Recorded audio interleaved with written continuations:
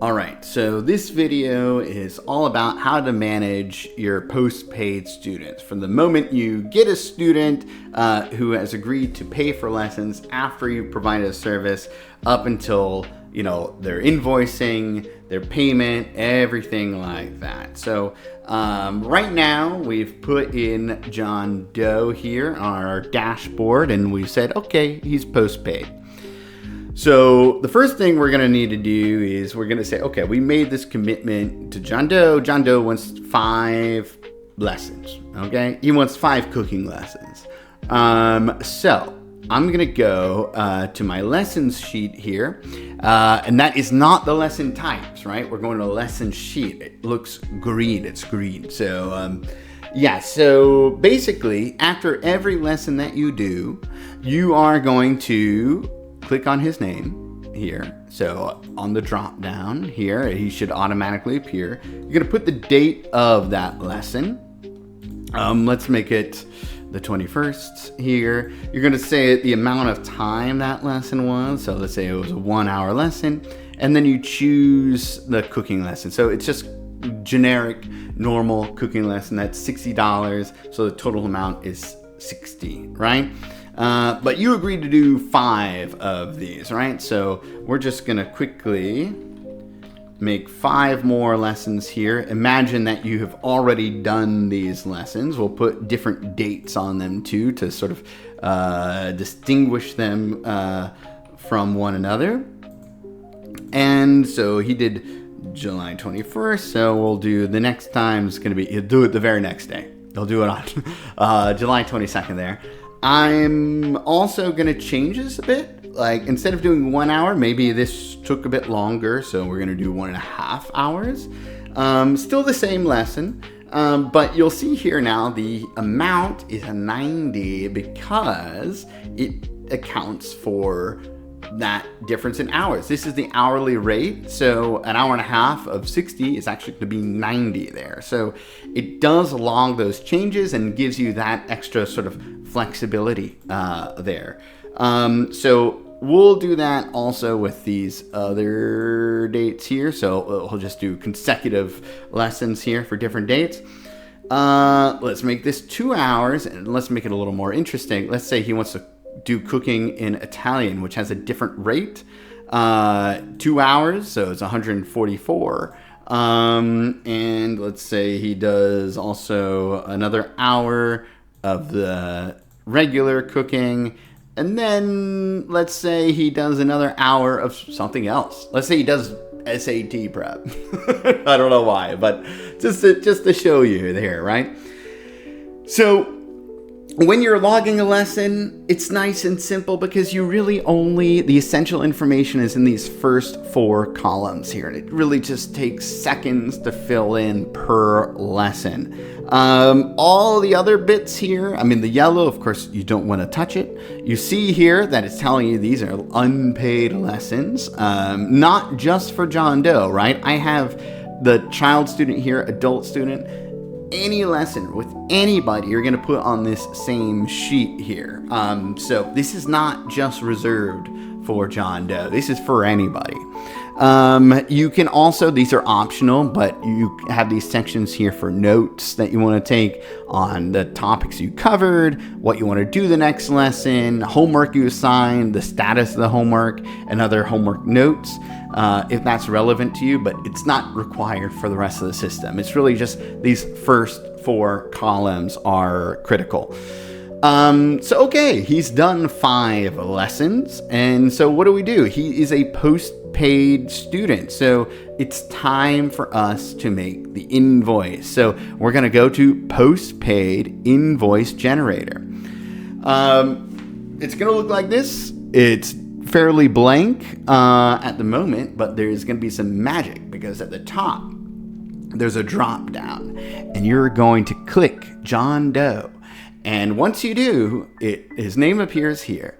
It creates a unique invoice number. It will always be unique because it's going to be the first 3 letters of the client's name plus the current date and time. So every invoice number is going to be unique there, but it's important to know that for invoicing.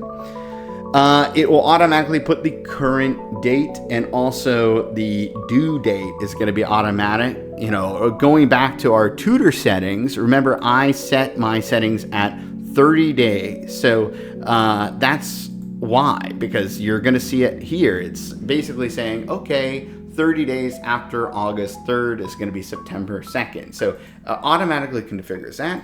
It automatically populates your own business information that you put in your tutor setting. And it's also going to be pulling from the dashboard here the information that you put about Jane Doe in terms of the address and things like that, as well as your payment information that you put into the tutor setting. So, you know, it's already set up. Everything is ready to go.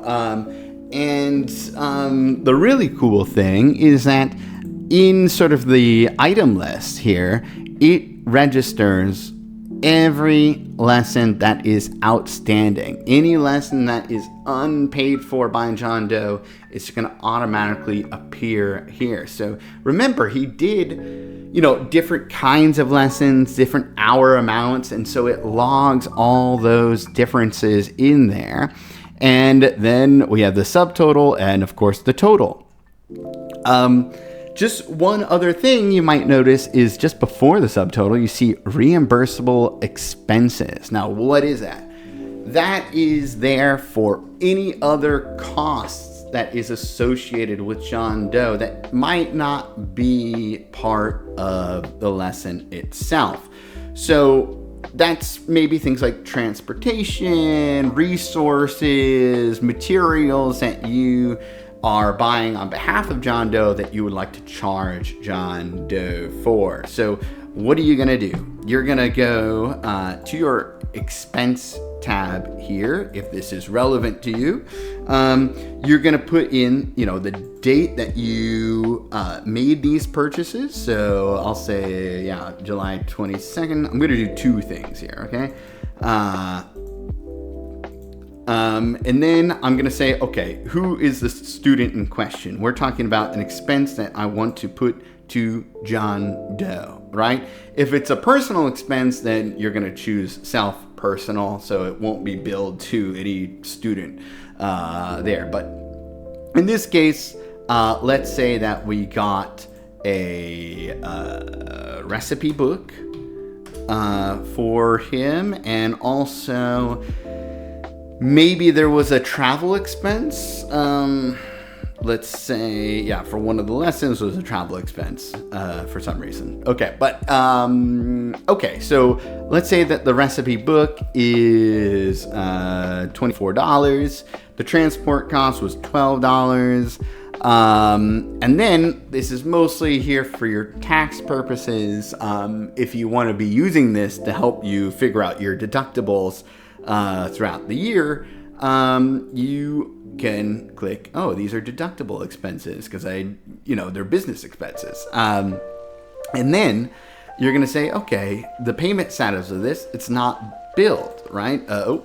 It's not billed, but it is ready to bill. You'll see there are four options here. There's not billable, which means that it can't be put on an invoice, and that's mostly for your own expenses. So like you see up top, I did it for a printer here. That's not billable to any student. It's just to me, right? My own personal expense. But then you have these other options. Now, because they haven't paid for it, you're going to say ready to bill. After you've sent the invoice, you can change the setting to invoiced. And then once you've received payment, you click on paid. And what that tells the system is that, yes, okay, Jane Doe has paid for that, and so it's not going to appear on future invoices with Jane Doe. So this basically helps you prevent double charging for something, right? But in this case, we haven't billed it yet. So we're going to say ready to bill. So if we go back to the postpaid, you'll see down here, it says, reimbursable expenses, materials, and travel. So it calculates the total and then it puts it up here, right? So now everything is accounted for, and it's ready to be billed. So you're gonna go to print, and what I generally do is I'll just, keep it as is here, and I'm just going to save this as a PDF. I'm not actually printing this out, and I'm gonna have one copy that goes out to Jane Doe and one copy that I hang on to for my own records, right? So I'll just hang on to a copy of the invoice. I'm gonna copy the invoice number here, and then you could save it. Let's pretend like I saved this. And then I sent it to Jane Doe, right? And then Jane Doe pays. He pays like right away, okay? So that means you're gonna go to your payments and you're gonna log that payment in. You're gonna say, okay, the student Jane Doe, he paid today. The amount he paid was $445. Of course, you want to check that with their actual payment, but this is just a demo, so I'm just showing you. We're going to say John is an honest man, and he gave me a payment of $445. He did it by debit card, and then I'm going to just put in that invoice/reference number there, right? So I know it's been paid for, and so now if you go back to the invoice generator, it doesn't appear, right? The lessons don't appear there because they've been paid for. So the generator does not look for those lessons anymore because they have been accounted for. You will notice that it still says $36 there. Now, why is that? That's because it's still accounting for those reimbursable expenses. So if you are including expenses here, you're definitely going to want to go back to your expenses and just, instead of going to ready to bill, you're going to say this has been paid. So once you get back there, now it's at zero. Everything is accounted for. It is important to go to expenses because, again, if you leave it at ready to bill, that means it's going to try to bill Jane Doe again for the same thing. So just make sure that that has been accounted for there. So then we can go, I can just show you, like, let's say Jane Doe wants to continue, right? He wants to do another lesson. We'll do it, slightly different date here. We'll go to the 29th. We'll do another one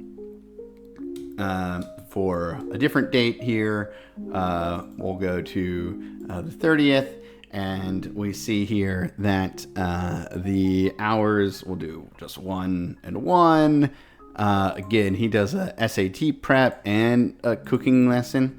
So now again, if you go to his prepaid, postpaid, invoice generator, it is only going to show the outstanding hours, the lessons that he hasn't paid for, right? So you basically just repeat this process, right?